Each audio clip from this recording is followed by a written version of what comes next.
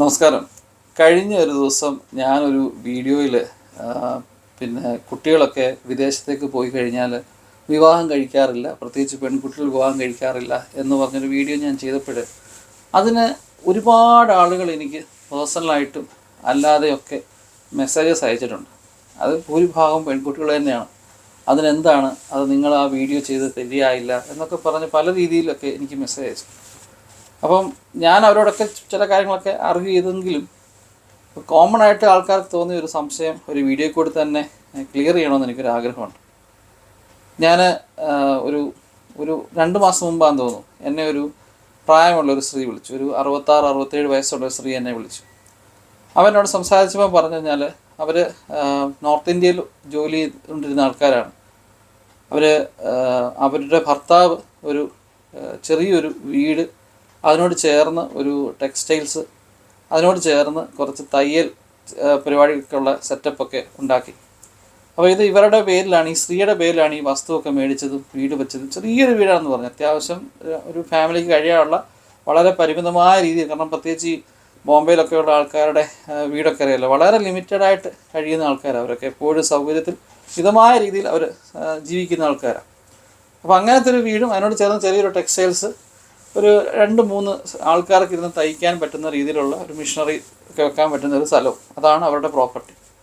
അങ്ങനെ വർക്ക് ഇങ്ങനെ തുടർന്നുകൊണ്ടിരുന്നു. ഇതിൻ്റെ ഇടയിൽ ഭർത്താവുമായിട്ട് ഇവർക്ക് എന്തൊക്കെയോ ചെറിയ പ്രശ്നങ്ങളൊക്കെ ഉണ്ടായി. അപ്പം ഭർത്താവാണ് സാധാരണ ഇതിൻ്റെ തുണിയും കാര്യങ്ങളൊക്കെ പുറത്തു നിന്നൊക്കെ എടുത്തുകൊണ്ടൊക്കെ വരുന്നത്.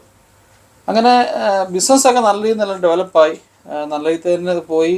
അത്യാവശ്യം ഇവർക്ക് കുറേ വർക്കുകളൊക്കെ കിട്ടാൻ തുടങ്ങി, സ്ഥിരമായിട്ട് കുറേ കസ്റ്റമേഴ്സായി തുടങ്ങി. പക്ഷേ ഭർത്താവുമായിട്ടുള്ള എന്തൊക്കെയോ ഈഗോ പ്രശ്നങ്ങളോ എന്തൊക്കെയോ പ്രശ്നങ്ങൾ ഭർത്താവുമായിട്ടുണ്ടായി. ഇവർ തമ്മിൽ ഡിവോഴ്സ്ഡ് അല്ല, എന്നാൽ സെപ്പറേറ്റഡ് ആണോ രീതിയിലൊക്കെ മാറി. പക്ഷെ അത് കഴിഞ്ഞപ്പം ഡിവോഴ്സിലേക്ക് പോയി. അപ്പം മക്കൾ ഈ ഭർത്താവിൻ്റെ കൂടെ പോയി. ഇവരെ സംബന്ധിച്ചോളം ഇവരതൊരു സത്യം പറഞ്ഞാൽ അവരൊരു ഡോൺ കെയർ ആയിട്ട് തന്നെ എടുത്തു. കാര്യം കഴിഞ്ഞാൽ മക്കൾ കൂടെ ഉണ്ടെങ്കിൽ പഠിക്കുന്ന കുട്ടികളാണ്, അവർക്കൊരു ബുദ്ധിമുട്ടാണ്. കാരണം ഈ ബിസിനസ്സും മക്കളെക്കൊക്കെ നോക്കാൻ അവർക്ക് അന്നേരം തോന്നിയില്ല. അവർ ബൈ പറഞ്ഞു പോയി. ഈ സ്ത്രീയുടെ പേരിലായിരുന്നു ഈ വസ്തുവും കാര്യങ്ങളും ഉള്ളത് കാരണം ഈ ബിസിനസ് അവർ തുടർന്ന് ഏറ്റെടുത്ത് നടത്തി പോയിക്കൊണ്ടിരുന്നു. ഭർത്താവാണ് ഇതിന് വലിയായിട്ടൊന്നും ഡിമാൻഡ് ചെയ്യാൻ പോയില്ല. അദ്ദേഹം നോർമലി താല്പര്യമില്ല കൂടെ ജീവിക്കാനെങ്കിൽ വേണ്ട എന്നുള്ള രീതിയിൽ തന്നെ മക്കളെയും കൂട്ടി അയാൾ വേറെ എങ്ങോട്ടോ പോയി. ഇവർക്ക് ഒരു പിടിയില്ല ഭർത്താവ് അവിടെ പോയത്. എനിവേ അവരെ സംബന്ധിച്ചോളം എസ്റ്റാബ്ലിഷ്ഡ് ആയിട്ടൊരു ബിസിനസ്, കയറിക്കിടക്കാനൊരു വീടുണ്ട്, അത്യാവശ്യം 8-9 പേര് ജോലി ചെയ്യുന്നൊരു ടെക്സ്റ്റൈൽസ് ഉണ്ട്, 10-20 സ്റ്റാഫിന് മേളിൽ തയ്ക്കാൻ ആൾക്കാരുണ്ട്, വൈകിട്ടും ഓവർ ടൈം ഒക്കെ ചെയ്യുന്ന പോലെ തന്നെ വർക്കുകൾ വരുന്നുണ്ട്. അപ്പം പിന്നെ ഈ തുണിത്തരങ്ങളൊക്കെ നേരത്തെ ഹസ്ബൻഡ് എടുത്തുകൊണ്ടിരുന്ന പുറത്തുമൊക്കെ പോയി, കാരണം രാജസ്ഥാനിലും ഡൽഹിയിലും അങ്ങനെയൊക്കെ പോയി എടുത്തുകൊണ്ടിരുന്ന തുണിത്തരങ്ങൾ ഈ സ്ത്രീ പോകാൻ തുടങ്ങി. അപ്പം ഇവരുടെ ലൈഫ് പറഞ്ഞാൽ ബിസി ഷെഡ്യൂളാണ്. രാവിലെ എഴുന്നേറ്റ് പോകുന്നതിനോട് ഞാൻ ഉറങ്ങുന്നതൊക്കെ ചിലപ്പോൾ 4 മണിക്കൂറൊക്കെ ആകെ ഉറങ്ങാറുണ്ടായിരുന്നുള്ളൂ. ഇഷ്ടം പോലെ കൈ കാശ്, ആരെയും കൂസേണ്ട ആവശ്യമില്ല, എല്ലാ കാര്യത്തിനും സ്മൂത്തായിട്ട് പോയി. പിള്ളേർ വളർന്നു പോകുന്നത് എന്താണെന്ന് ഇവർ ശ്രദ്ധിച്ചില്ല. ഒരിക്കലെങ്ങാണ്ട് മകൻ വന്നിട്ട് കല്യാണമാണെന്നൊക്കെ പറഞ്ഞ് വിളിച്ച് ഇവരോട്ട് കല്യാണത്തിന് പോയില്ലെന്നോട് പറഞ്ഞു. അവരെ ആരെയും ഫേസ് ചെയ്ത് താല്പര്യപ്പെട്ടില്ല. കാരണം അതിൻ്റെ ആവശ്യമില്ല. അവർ ഭയങ്കര ഫ്രണ്ട് സർക്കിളും. എന്നോട് പറഞ്ഞു അത്യാവശ്യം എല്ലാ ദിവസവും വൈകിട്ട് പാർട്ടിയുണ്ട്, പബ്ബിലും അവിടെയൊക്കെ പോവും. ഒത്തിരി ഞങ്ങളെ പോലെ എന്താ പറയുക അസോസിയേഷൻസും ആ ക്ലബ്ബ് ഈ ക്ലബ്ബ് അങ്ങനെയൊക്കെ ഇവർ വളരെ ആക്റ്റീവ്. കാരണം ഇഷ്ടംപോലെ കൈ കാശുണ്ട്, സെക്രട്ടറി ഒക്കെ ആയി, എല്ലാം വളരെ സെറ്റപ്പിൽ പോവുകയാണ്. പക്ഷെങ്കിൽ ഒരു 50-55 വയസ്സല്ല 60 വയസ്സ് അടുക്കാറായപ്പോഴത്തേക്ക് ഈ സ്ത്രീ പറഞ്ഞു ഇവർ നിന്ന നിപ്പിൽ ഇവർക്ക് ആരോഗ്യം അങ്ങ് നഷ്ടപ്പെട്ടു. ഇവർക്ക് പഴയ പോലെ ഓടാനോ അല്ല ഇവരുദ്ദേശിക്കുന്ന രീതിയിൽ പണ്ടൊക്കെ പറഞ്ഞാൽ കയ്യെത്തുന്നിടത്ത് കണ്ണെത്തുക എന്നൊക്കെ പറഞ്ഞ പോലെ നമുക്ക് നമ്മുടെ മനസ്സ് ഉദ്ദേശിക്കുന്ന പോലെ നമ്മുടെ ശരീരം പ്രവർത്തിക്കാതെ വന്നു. ആ സമയത്ത് ഇവർ പെട്ടെന്ന് ഡൗണായി. ഇവരെ കൊണ്ട് ഈ ടെക്സ്റ്റൈൽസ് നോക്കാനോ കണ്ടിന്യൂസ് ആയിട്ടുള്ള യാത്രകൾ ഇങ്ങനെ ഫോളോ അപ്പ് ചെയ്യാനോ തുണിത്തരങ്ങൾ പോയി എടുത്തുകൊണ്ട് വരാനോ അല്ലെങ്കിൽ പുതിയ ട്രെൻഡിനനുസരിച്ച് മാറാനൊന്നും ഇവർക്ക് പറ്റാതായി. അങ്ങനെ ഗ്രാജുവലി ഇവർ ഈ ടെക്സ്റ്റൈൽസും ഈ കൂടെയുള്ള സ്റ്റാഫിനെല്ലാം വേറൊരാളെ ഏൽപ്പിച്ച് ഇവർ ആ വീട്ടിലേക്ക് ഒതുങ്ങാൻ തുടങ്ങി. ആ ചെറിയ വീട്ടിലാണെങ്കിൽ പോലും ഇവർക്ക് തന്നെ കഴിയാനൊരു വയ്യാഴിക. അങ്ങനെ അവർ അവിടുന്ന് മാറി ഒറ്റ സിംഗിൾ ഒരു സ്റ്റുഡിയോ അപ്പാർട്ട്മെൻറ്റ് പോലെ ഒരു ഫ്ലാറ്റ് എടുത്ത് താമസിക്കുകയാണ്. അപ്പോൾ ഇതിൻ്റെ ഇടയ്ക്ക് ഇവരെപ്പോഴും അറിഞ്ഞു ഒരു 4-5 വർഷം മുമ്പ് ഹസ്ബൻഡ് മരിച്ചുപോയി. ഇവർ പറഞ്ഞു ഇവർ പോയി ഫ്യൂണറിന് പോയി എങ്കിലും ആരും ഇവരെ വലുതായിട്ട് മൈൻഡ് ചെയ്യാതിരുന്നപ്പോൾ ഇവർക്ക് ആ ദേഷ്യം കാരണം ഇവർ ആ ഫ്യൂണറൽ കംപ്ലീറ്റ് ചെയ്തില്ല. ജസ്റ്റ് ഒന്ന് ബോഡി കണ്ട് അവരങ്ങ് ഇറങ്ങി പോകുന്നു എന്ന് പറഞ്ഞു.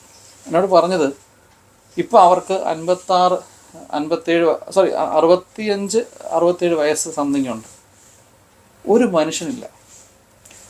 ഇവർക്ക് ഇവരുടെ ടെക്സ്റ്റൈൽസൊക്കെ റൺ ചെയ്യുന്നുണ്ട്, അല്ലെങ്കിൽ ഇവരുടെ സ്ഥാപനമൊക്കെ അതിനകത്തുണ്ട്, അതിൽ നിന്നൊരു ചെറിയൊരു വരുമാനം ഇവർക്ക് വരുന്നുണ്ട്. പക്ഷെങ്കിൽ ഇവരോടൊന്ന് സംസാരിക്കാനോ, ഇവരോടൊന്ന് കൂടെ ഇരുന്ന് ഒന്ന് എന്തെങ്കിലുമൊക്കെ ഒരു കാര്യം ചെയ്യാനോ, അല്ലെങ്കിൽ ഇവർക്കൊരു എന്തെങ്കിലും ഒരു എന്താ പറയുക ഒരു ചായ ഇട്ട് കൊടുക്കാനോ ഒന്നിനും ഒരാളില്ല. രാവിലെ ഉണരും എന്ന് പറഞ്ഞാൽ അതിരാവിലെ ഞാൻ ഉണരും എന്ന് പറഞ്ഞു. നമ്മൾ എപ്പോഴും അറിയാത്ത ചില കാര്യമാണ്.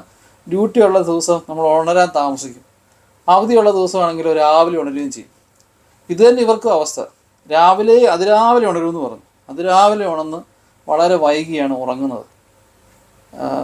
തന്നെ ആ ഫ്ലാറ്റിൽ ഇങ്ങനെ കഴിയുകയാണ്. അവർ പറഞ്ഞ് ശരിക്കും പറഞ്ഞാൽ തടവറയല്ല, അല്ലെങ്കിൽ ഒരു തടവറ പോലെ തന്നെയാണ്. ഇപ്പം അവർ പറഞ്ഞു വെച്ച് കഴിഞ്ഞാൽ ഹസ്ബൻഡിനോടൊക്കെ വേണമെങ്കിൽ കോംപ്രമൈസ് ചെയ്യായിരുന്നു, അല്ലെങ്കിൽ എൻ്റെ അനാവശ്യമായി വാശി കളഞ്ഞിരുന്നെങ്കിൽ ഞങ്ങൾ തമ്മിലുള്ള പ്രശ്നങ്ങളൊന്നും വലിയ പ്രശ്നങ്ങളേ അല്ല.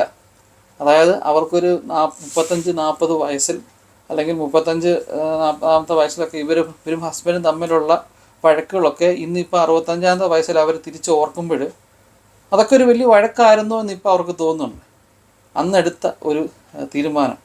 കയ്യിൽ പൈസയുണ്ട്, നമ്മൾക്ക് സൊസൈറ്റി നമ്മളെ ഒരുപാട് വിലയുണ്ട്, നമ്മൾ വളരെ ബിസി ഷെഡ്യൂളൊക്കെ ആകുമ്പം കുടുംബം വേണ്ട, ഭർത്താവ് വേണ്ട, മക്കൾ വേണ്ട എന്നൊക്കെ ഒരു ചിന്ത വരും. പക്ഷെ ഇതൊക്കെ കഴിഞ്ഞിട്ട് ഒരു സമയം നമ്മൾ തനിച്ചായി പോകുന്നൊരു സമയമുണ്ട് ജീവിതത്തിൽ. ഇന്നത്തെ കാലത്തെ ആൾക്കാരൊന്നും അത്രയും വയസ്സ് വരെ ജീവിച്ചിരിക്കത്തില്ലായിരിക്കാം. പക്ഷെങ്കിൽ അത്രയും വയസ്സ് വരെ ജീവിച്ചിരിക്കുമ്പോൾ അന്നേരം എന്ത് ചെയ്യും നമ്മളൊന്ന് ആലോചിക്കണം. Thank you.